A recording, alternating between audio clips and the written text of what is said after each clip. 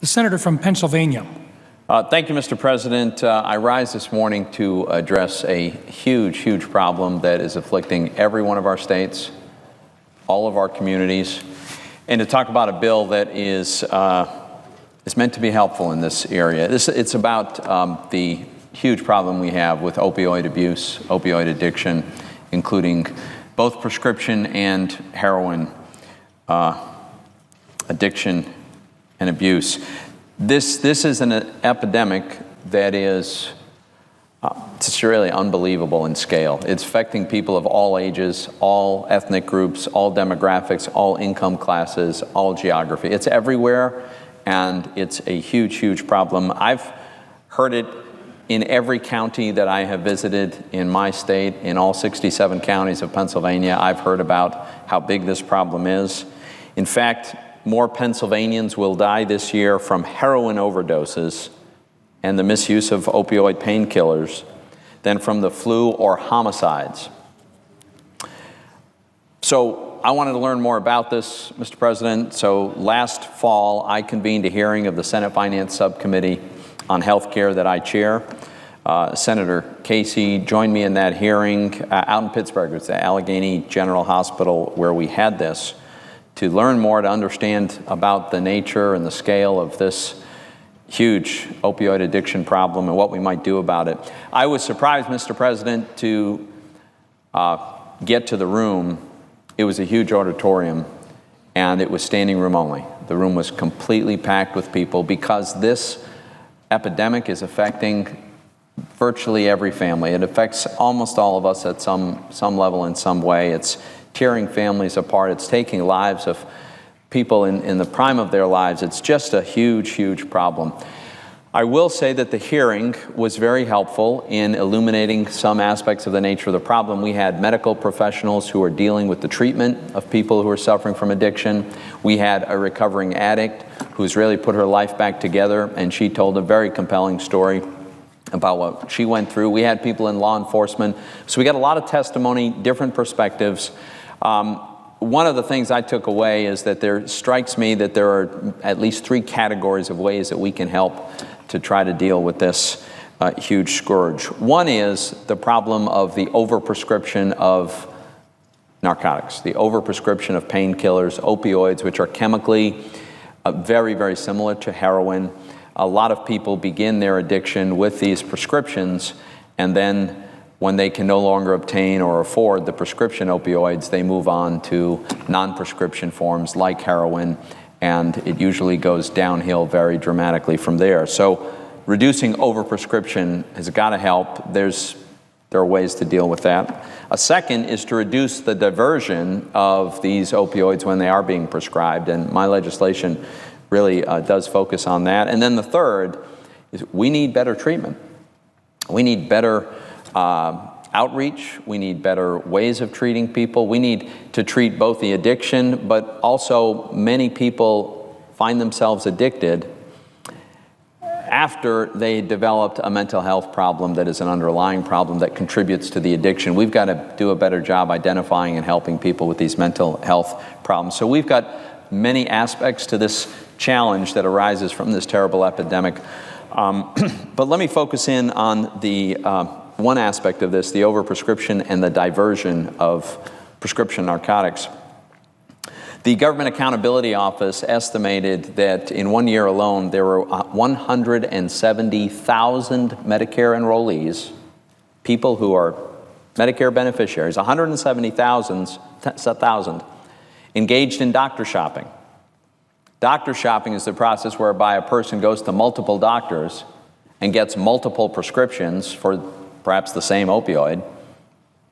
Maybe it's oxycodone or a some kind of prescription painkiller, and then goes to multiple pharmacies, gets them all filled, and ends up walking out of the pharmacy with this huge quantity of these very powerful, very addictive opioids, which they then sell on the black market. It's a very valuable commodity on the black market. The GAO found that there was one beneficiary visited 89 different doctors in a single year, all for the same kind of prescriptions. There's another beneficiary received prescriptions for 1,289 hydrocodone pills. That's a 490-day supply. You're not supposed to get more than a 30-day supply. The Inspector General found a Midwestern pharmacy that billed over 1,000 prescriptions, billed Medicare for reimbursement for over 1,000 prescriptions for each of just 2 beneficiaries. 1,000 prescriptions per beneficiary. And one physician ordered all the prescriptions for one of those beneficiaries. Last April, the DEA indicted 2 doctors in Mobile, Alabama, who were writing prescriptions for massive amounts of pain pills that were then filled at the pharmacy next door to their pain clinic that they also owned. The examples go on and on, Mr. President. These examples that I've mentioned, this is fraud. Let's be clear, that's what this is. This is fraud. This is people who are systematically abusing these programs so that they can obtain commercial scale quantities of a very valuable narcotic, which is also very dangerous and very addictive because it can be lucrative. You know why it's lucrative? In part, because the American taxpayer pays for their supply. That's how outrageous this is. These people are getting a prescription, getting multiple prescriptions, going to multiple pharmacies, and when the prescription is filled at all of these pharmacies, these multiple occasions, the bill is submitted to Medicare, and Medicare reimburses. So think about this. We have this criminal enterprise where the supply of the narcotics is being paid for by taxpayers. And then the people who have fraudulently obtained these drugs go out and sell them in what I'm sure is a very lucrative arrangement. This is beyond outrageous. Now that is the description of the obviously fraudulent. There's another category of people who end up with multiple prescriptions and it's completely innocent. And there's no commercial, no criminal intent whatsoever, there's no criminal activity. But it's people who, especially elderly people, who have multiple illnesses and they have different doctors who treat them. And in many cases, there's not a good coordination of the care for those patients. There's nobody coordinating what all of the doctors are doing. And so doctors separately, and if it weren't for what other doctors are doing appropriately, give a prescription for a powerful narcotic, they don't know that there's another doctor doing the same thing, and this patient unwittingly ends up with an excessive quantity of these opioids. That dramatically increases the risk that that patient will become addicted and will suffer any number of very harmful consequences. So we've got both the fraudulent cases of excess prescriptions, and then we have the innocent cases, but both are problems. The legislation that I have introduced addresses both problems, and it does it, I'll describe how it does it. First, I want to thank the co-sponsors, the co-author of the bill, Senator Sherrod Brown from Ohio is the lead Democrat on this bill. It is a bipartisan bill, of course. Senator Portman and Senator Kaine have also been very helpful. They are original co-sponsors of the bill. It's called Stopping Medication Abuse and Protecting Seniors Act. We now have 25 co-sponsors, Mr. President, and we had a very constructive hearing last week in the Senate Finance Committee about this legislation, this approach. Senator Hatch said he hopes the bill would move very soon. I hope the bill will move very soon. It's very, very important. Here's what it does. The bill authorizes Medicare, when Medicare discovers that a beneficiary is obtaining multiple prescriptions well beyond what any individual should appropriately have, then Medicare would have the authority to require that person to get their prescriptions in the future from one doctor and get that filled at one pharmacy. It's called lock-in because you're locked into a single doctor, you're locked into a single pharmacy.